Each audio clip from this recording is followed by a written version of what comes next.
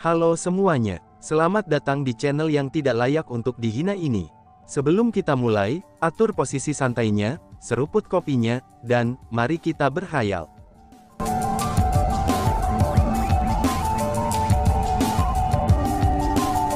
Melanjutkan cerita sebelumnya. Ayah, aku pernah mendengar bahwa Paman Dugu telah datang. Tiba-tiba saja, suara yang terdengar manis datang dari luar. Itu adalah seorang wanita muda. Benar saja, pintu masuk ke istana segera dibuka, dan kecantikan muncul di garis pandang Chu Feng. Wanita ini memiliki sosok yang sangat berdada. Penampilan wajahnya juga sangat cantik. Dia memiliki sepasang mata besar, hidung kecil, wajah oval, dan bibir kemerahan. Intinya, dia kecantikan kecil yang seksi. Dia mengenakan rok merah panjang yang berapi-api. Dari rok itu, sepasang kakinya yang lurus, panjang, dan seperti batu giok, itu bisa terlihat samar. Ini membuatnya tampak jauh lebih seksi. Secara keseluruhan, penampilan wanita ini agak mirip dengan Sima Ying. Namun, sensasi yang dia berikanlah yang berbeda. Meskipun Chu Feng telah melihat banyak wanita dalam hidupnya, tapi ia bagaimanapun juga merasa bahwa wanita ini adalah wanita cantik. Namun, apa yang lebih diperhatikan Chu Feng bukanlah penampilan cantik wanita ini. Tapi sebaliknya, itu adalah usia dan kultivasi. Umurnya hampir sama dengan Chu Feng. Namun, kultivasinya adalah peringkat 8 Martial King. Wanita ini sudah jelas adalah jenius. Ru'er, mengapa kamu ada di sini? Bukankah kakak tertua kamu yang ke-24 sedang memimpin pertemuan generasi muda hari ini? Apakah kamu tidak ikut berpartisipasi? Tanya kepala klan Yan. Kepala klan Yan klan tidak marah dengan wanita muda ini bergegas masuk. Dari sini saja dapat dilihat, bahwa dia sangat memanjakannya. Tentu saja aku harus pergi, dan berpartisipasi dalam itu. Namun, aku mendengar bahwa Paman Dugu telah datang. Jadi aku langsung bergegas ke sini. Karena bagaimanapun, sudah lama sejak aku terakhir melihat Paman Dugu, jawab wanita muda itu sambil mengalihkan pandangannya ke arah Dugu Xingfeng. Oh, kamu bocah perempuan. Namun ini juga waktu yang tepat. Ayo, beri hormat kepada para senior ini. Semua dari mereka adalah keberadaan terkenal di tanah suci martialism. Mereka adalah tamu terhormat klan Yan kami, ucap kepala klan Yan klan dan mulai membuat perkenalan. Setelah perkenalan, Chu Feng mengetahui bahwa wanita muda seksi ini sebenarnya bernama Yan Ru. Dia adalah putri kepala klan Yan klan. Namun hal yang perlu disebutkan adalah, bahwa kepala klan Yan klan ini memiliki jumlah anak yang sangat besar.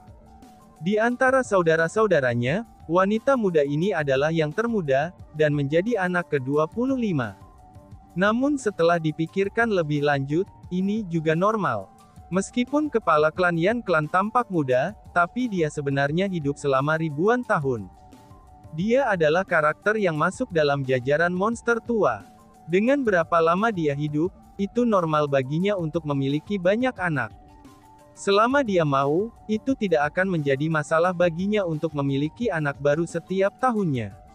Lagi pula, bagi para ahli di tingkatannya, memiliki anak atau tidak adalah sesuatu yang dapat mereka putuskan dengan satu pemikiran. Setelah mengetahui bahwa Yan Ru adalah anak ke-25, Chu Feng menduga bahwa putra sulung kepala klan atau putri sulung ini, itu kemungkinan besar berusia beberapa ratus tahun. Kemungkinannya juga, cucu-cucunya mungkin berusia beberapa dekade juga. Sungguh, dia adalah seseorang dengan banyak keturunan. Ru Yan ini sangat sopan. Setelah ayahnya memperkenalkannya kepada semua orang, dia mulai dengan sopan menyapa Hong Qiang dan yang lainnya. Dan bahkan, dia bahkan dengan sopan menyapa Chu Feng. Namun ketika tatapannya mendarat pada Chu Feng, itu ada sedikit perubahan. Perubahan ini terjadi karena kekuatan Chu Feng. Peringkat 8 Martial King. Di antara generasi muda, ini tidak bisa dianggap sebagai tingkat kultivasi terkuat. Namun untuk dapat mencapai peringkat 8 Martial King pada usia semuda Chu Feng, itu adalah sesuatu yang jarang terlihat. Yan Ru tahu bahwa Chu Feng adalah seorang jenius, dan Chu Feng adalah seorang jenius seperti dia. Itulah alasannya mengapa tatapannya berbeda ketika dia menatap Chu Feng.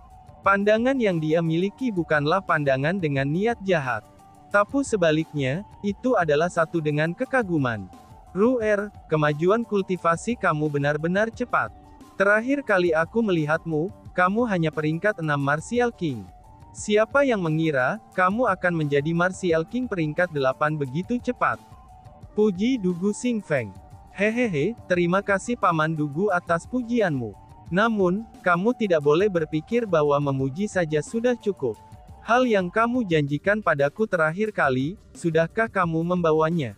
Yanru bertanya dengan manis. Meskipun penampilannya sangat seksi, tapi temperamennya lebih seperti gadis muda. Hahaha, bagaimana aku bisa melupakan itu? Balas Dugu Xing Feng sambil mengambil mutiara ungu dari kosmos saknya. Meskipun mutiara ini tidak terlalu besar, tapi ia berkilau dan tembus cahaya. Meskipun berkilauan, kilau itu tidak terlalu menyilaukan di mata. Mutiara itu sangat indah. Dari pandangan sekilas saja, orang bisa tahu bahwa itu adalah harta karun. Terima kasih Paman Dugu, ucap Yanru. Setelah menerima mutiara itu, Yanru tampak sangat bahagia. Karena bagaimanapun, dia adalah seorang wanita muda. Tidak peduli seberapa kuat kultivasinya, maka akan sulit baginya untuk tidak menghargai keindahan. Adapun aksesoris perhiasan yang langka dan indah, itu adalah sesuatu yang paling dicintai wanita muda. Paman, Ru'er masih memiliki hal-hal yang harus dia hadiri. Karena itu, aku akan pergi. Oh iya, saudara senior Chu Feng, hari ini kakak lelaki aku yang ke-24 telah mengundang teman-temannya untuk mengadakan pertemuan di antara generasi muda. Mengapa kamu tidak ikut dengan aku? Tiba-tiba saja, Yanru memandang ke arah Chu Feng dan mengundangnya. Mendengar itu, Chu Feng tidak menjawabnya. Namun sebaliknya, dia melihat ke arah Dugu Xing Feng. Chu Feng, silahkan. Mereka yang diundang untuk berpartisipasi dalam pertemuan di sini, semuanya adalah kaum muda yang luar biasa. Kamu harus pergi dan melihatnya. Jika leluhur Yan Clan sudah bangun, kami akan pergi dan memanggil kamu, kata Dugu Xing Feng. Kalau begitu, aku akan merepotkan Nona ke-25 untuk membimbingku, ucap Chu Feng sambil bangkit, dan berjalan keluar dari aula istana bersama Yanru. Jangan panggil aku Nona ke-25. Rasanya terdengar aneh. Panggil saja aku Ru'er. Itulah yang semua orang gunakan untuk memanggil aku, balas Ru'er. Setelah mereka meninggalkan aula istana, Yanru dengan tidak sabar memberitahu Chu Feng tentang itu.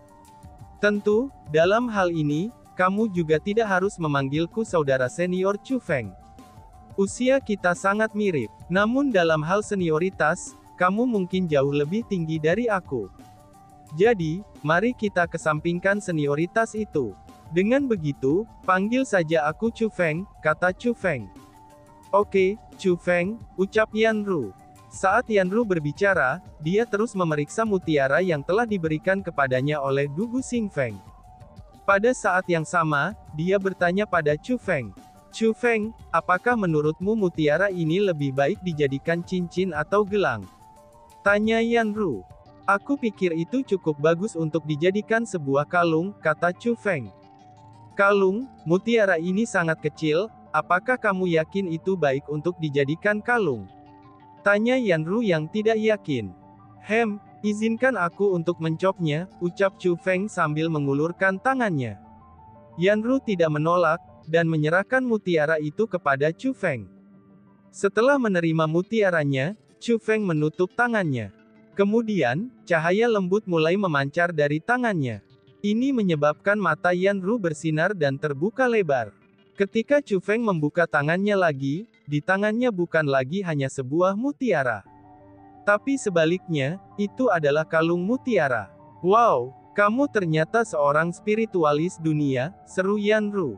Melihat ini, mata lebar Yanru dipenuhi dengan kejutan. Ini hanya pencapaian kecil saja kok, hehehe, balas Chu Feng sambil mengembalikan kalung itu ke Yanru. Wow, kamu menakjubkan. Kamu menciptakan kalung yang begitu indah dalam waktu yang singkat.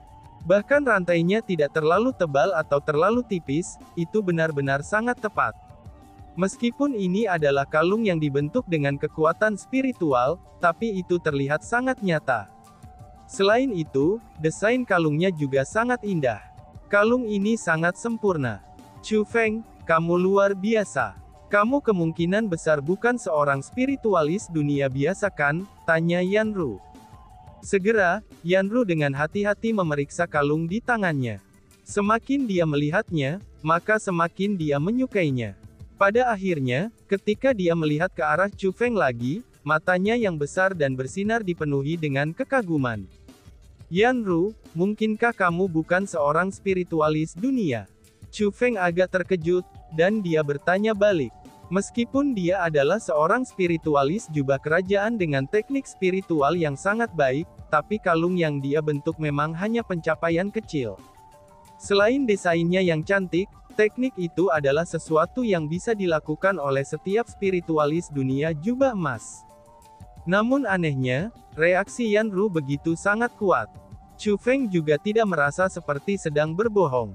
Dengan demikian, Chu Feng menduga bahwa dia kemungkinan besar bereaksi seperti ini karena dia bukan seorang spiritualis dunia. Reaksinya adalah karena kekagumannya terhadap para spiritualis dunia. Namun sebagai putri kepala klan Yan, bagaimana mungkin dia tidak menjadi seorang spiritualis dunia? Karena bagaimanapun, pada levelnya dia sudah bisa secara paksa menanamkan kekuatan spiritual ke seseorang. Bahkan jika Yanru tidak terlahir sebagai seorang spiritualis dunia, dia juga bisa diubah menjadi seorang spiritualis dunia. Karena garis keturunan Yan klan kami agak istimewa, dan itu benar-benar menentang kekuatan spiritual. Jadi, sejak zaman kuno, klan Yan kita tidak pernah memiliki seorang pun spiritualis dunia, jawab Yanru. Benar saja, tebakan Chu Feng memang sangat benar. Hanya saja, dia tidak berharap bahwa semua orang dari klan Yan bukan spiritualis dunia, dan bahkan tidak bisa menjadi spiritualis dunia. Ketika Chu Feng melihat ekspresi kecewa Yanru, Chu Feng segera mengalihkan topik pembicaraan. Dia pun segera bertanya, pertemuan ini, siapa yang akan diundang? Apakah ada murid dari Gunung Qianwut lain seperti kita? Tanya Chu Feng. Tidak ada murid dari Gunung Qianwut. Sebagian besar dari mereka adalah murid pribadi dari para ahli tersembunyi. Meskipun mereka tidak terkenal, tapi mereka semua adalah murid pribadi para ahli. Masing-masing dari mereka tidak dapat dipandang rendah. Dengan demikian, kamu pasti tidak berpikir terlalu rendah tentang mereka. Namun, kamu juga tidak perlu takut. Lagi pula, kamu adalah murid Gunung Qianwut, dan kekuatanmu juga cukup bagus. Mereka seharusnya menyukaimu. Namun ada seseorang yang harus kamu perhatikan, karena orang itu agak sulit bergaul. Lebih tepatnya, dia tidak bisa dianggap manusia, kata Yanru. Siapakah orang yang kamu bicarakan itu? Tanya Chu Feng. Namanya adalah Xian Kun, kata Yanru. Xian Kun, apakah dia binatang yang mengerikan? Tanya Chu Feng. Tidak, dia bukan binatang yang mengerikan. Dia hanya jauh lebih kuat dari binatang buas. Dia adalah elf era kuno. Lebih jauh lagi, dia bukan elf era kuno yang biasa, dia adalah elf era kuno dari kerajaan elf. Selanjutnya, aku telah mendengar bahwa dia pernah memicu jarum abadi di kerajaan peri. Di antara elf era kuno, dia bisa dikatakan jenius yang jarang terlihat, kata Yanru. Dalam hal ini, asal-usulnya benar-benar luar biasa, ucap Chu Feng yang secara alami tahu tentang peri kuno. Mereka adalah makhluk yang telah ada sejak era kuno. Mereka bisa dikatakan sebagai kekuatan yang paling tak terduga di seluruh tanah suci martialism. Bahkan 3 istana, 4 klan, dan 9 kekuatan, mereka tidak akan ingin memprovokasi peri kuno. Adapun elf era kuno, mereka dapat ditemukan di seluruh tanah suci martialism. Jejak kehadiran mereka hampir ada di setiap domain. Adapun markas elf era kuno, itu adalah kerajaan elf. Itu adalah tempat yang mirip dengan majelis suci Qianwut untuk Gunung Qianwut, yaitu tempat para ahli terkuat berkumpul.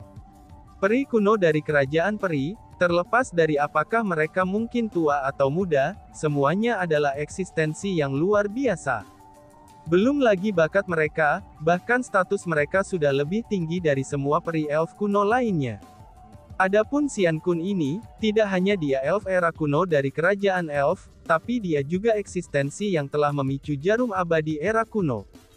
Karena itulah, ia sudah jelas merupakan eksistensi yang luar biasa. Chu Feng mendengar bahwa Immortal Needle era kuno dari era kuno kerajaan elf, itu benar-benar berbeda dari keduanya yang pernah dipicu. Telah dikatakan bahwa ada banyak jarum abadi era kuno di kerajaan elf, dan masing-masing dari mereka jauh lebih sulit untuk dipicu daripada jarum abadi era kuno biasa. Namun, Xian Kun sebenarnya telah berhasil memicu jarum abadi era kuno dari kerajaan elf. Dalam hal bakat, dia memang sangat luar biasa. Namun sayangnya, aku tidak terlalu menyukainya. Dia itu sangat arogan. Dia sama sekali tidak menempatkan siapapun di matanya, dan seolah-olah dia adalah individu nomor satu di bawah naungan surga. Lebih jauh lagi, ketika dia bertemu senior, dia akan sangat kasar. Dia hanyalah seseorang yang sama sekali tidak menghormati tetua, serta seseorang yang sangat arogan dan juga kasar. Lebih jauh lagi, aku pernah mendengar bahwa dia membuat semacam kesalahan dan diusir oleh kerajaan elf. Itulah alasannya mengapa dia tinggal di kolam abadi Cianwood Domain. Hanya berpikir tentang bagaimana seorang pria yang telah ditendang menjadi sesombong ini, aku pun langsung tidak menyukainya. Lagi pula, dia jauh lebih rendah dari kakak lelakiku, Yan Xie, kata Yan Ru. Yan Xie, apakah dia juga akan hadir di pertemuan ini? Tanya Chu Feng. Dibandingkan dengan Xian Kun itu, Chu Feng lebih tertarik pada Yan Xie. Karena bagaimanapun, Chu Feng benar-benar datang ke sini untuk menantang Yan Xie. Apakah kamu tahu kakak laki-laki Yan Xie aku? Tanya Yan Ru dengan sedikit terkejut. Aku pernah mendengar tentang dia dari kepala akademi. Aku diberitahu olehnya, bahwa ia jenius dalam bidang bela diri yang langka, kata Chu Feng. Betul sekali, kakak laki-laki Yan Xie sangatlah kuat. Dia adalah orang paling kuat dari generasi kita yang aku temui. Aku merasa bahwa dia sedikit berbeda dari kita. Bagaimana mengungkapkan ungkapan itu? Oh iya, naga di antara manusia. Kakak laki-laki Yan Xie adalah naga di antara manusia, kata Yan Ru. Kalau begitu, apakah dia juga akan hadir? Aku ingin bertemu dengannya, kata Chu Feng. Kakak laki-laki Yan Xie memang hadir di klan Yan kami. Namun sayangnya, ia benar-benar ditelan oleh kultivasi bela diri. Meskipun dia pada usia yang sama dengan kakakku yang ke-24, tapi aku tidak suka berpartisipasi dalam hal-hal seperti ini. Aku khawatir kamu tidak akan bisa bertemu dengannya, kata Yan Ru. Oh, itu tidak apa-apa. Jika takdir menginginkannya, kita pasti akan bertemu, balas Chu Feng sambil tersenyum. Dia merasa bahwa dia pasti akan bertemu Yan Xie. Maka dengan demikian, dia tidak ingin melihat Yan Xie dengan segera. Setelah itu, di bawah bimbingan Yan Ru, Chu Feng tiba di sebuah taman. Taman ini sangat besar dan sangat indah. Ada semua jenis bunga dan tumbuhan langka serta tidak biasa, di kebun yang menarik sejumlah besar kupu-kupu yang beterbangan. Adapun aroma bunga di tempat ini, mereka akan mengangkat semangat seseorang dan membuat orang merasa santai. Adapun taman ini, itu adalah lokasi pertemuan. Bahkan sebelum memasuki taman, Chu Feng sudah merasakan aura banyak orang yang ada di taman. Tidak banyak orang yang berkumpul di sini. Termasuk Chu Feng dan Yan Ru, hanya ada total 21 individu yang hadir. Lebih jauh lagi, dari orang-orang yang berkumpul di sini, tidak semuanya manusia. Ada binatang buas serta peri era kuno, dan masing-masing dari mereka adalah orang-orang dari generasi muda. Selain itu, mereka semua sangat kuat.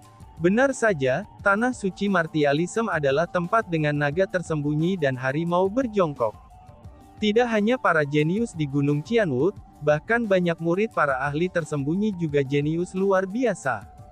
Dan bahkan, beberapa di antara mereka setara dengan para jenius puncak kekuatan utama.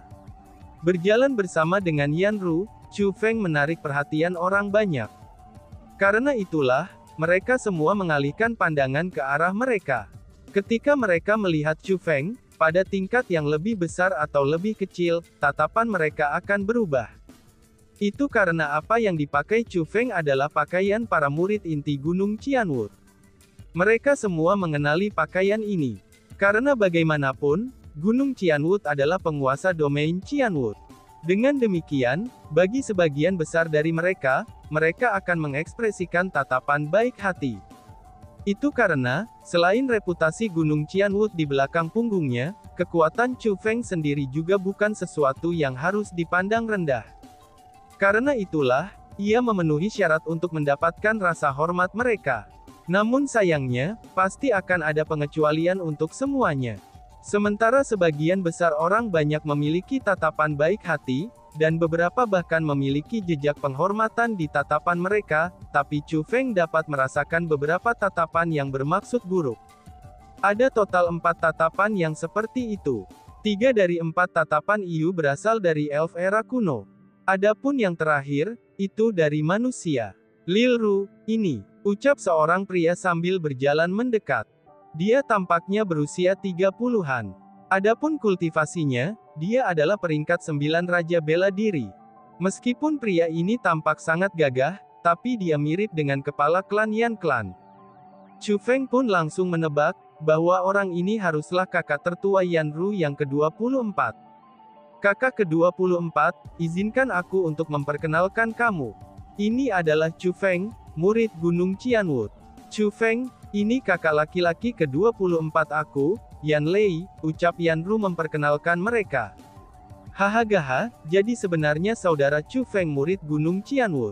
Selamat datang, ucap Yan Lei dengan sangat ramah. Meskipun dia tampil sangat gagah, tapi dia memiliki senyum di wajahnya sepanjang waktu. Melihat senyum itu, Chu Feng langsung tahu bahwa Yan Lei adalah orang yang jujur dan baik. Saudari kecil Ru'er, kamu harus memperkenalkan aku juga. Tepat pada saat ini, seorang pria jangkung berjalan mendekat. Penampilan pria ini sangat menawan. Dia adalah pria yang tampan.